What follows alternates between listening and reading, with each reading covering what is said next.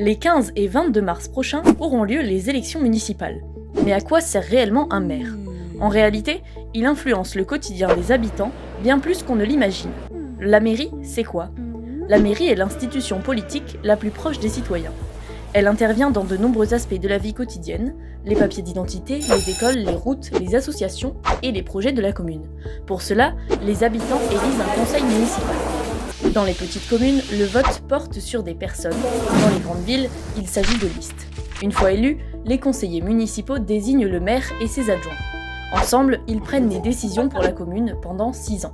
Ils débattent, votent le budget et lancent les projets lors des conseils municipaux. Un changement de majorité peut donc entraîner des orientations politiques très différentes, avec des conséquences concrètes sur la vie des habitants. Première compétence essentielle, les transports. Entretien des routes, création de zones piétonnes, lignes de bus, de tram ou de métro. Ces choix dépendent des décisions de la municipalité, qui peut choisir d'investir ou non dans des projets de mobilité. Autre levier majeur, l'urbanisme. La mairie peut autoriser ou interdire la construction et la rénovation de bâtiments. Elle encadre ses décisions à travers le plan local d'urbanisme, le PLU, un document qui fixe les règles d'aménagement et d'utilisation des sols. Le PLU est généralement modifié tous les 10 ans et peut être révisé par le conseil municipal après une enquête publique. Sans l'accord de la mairie, un projet ne peut pas aboutir. C'est notamment le cas de la construction d'une école. Justement, en matière d'éducation, la mairie joue également un rôle central. Elle décide du prix de la cantine, du choix des aliments et des activités périscolaires.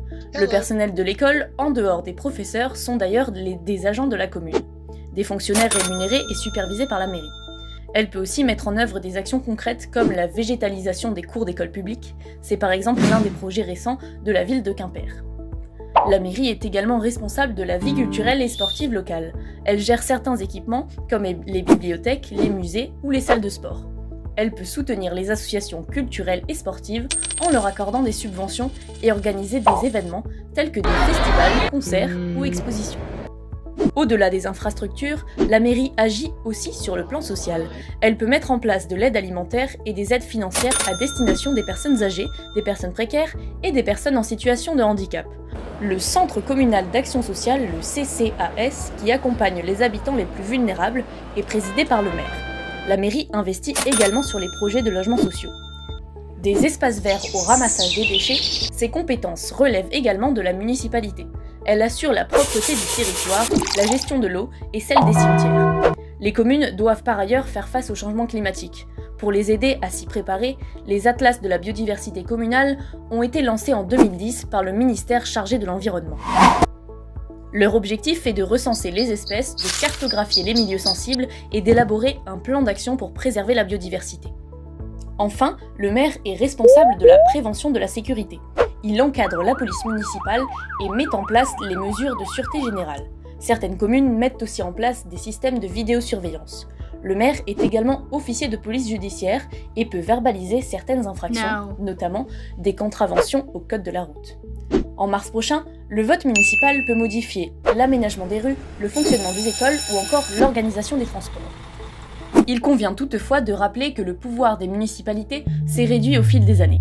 Depuis 2010, les communes ont l'obligation d'appartenir à une intercommunalité, communauté de communes, communauté d'agglomération ou de métropole. Et depuis 2017, la loi NOTRe a transféré plusieurs compétences comme la gestion des aires d'accueil des gens du voyage ou la création des offices de tourisme. Malgré ces évolutions, la mairie demeure l'échelon politique ayant l'impact le plus direct sur la vie quotidienne des habitants. Alors les 15 et 22 mars, jouons tous un rôle dans la politique de notre commune.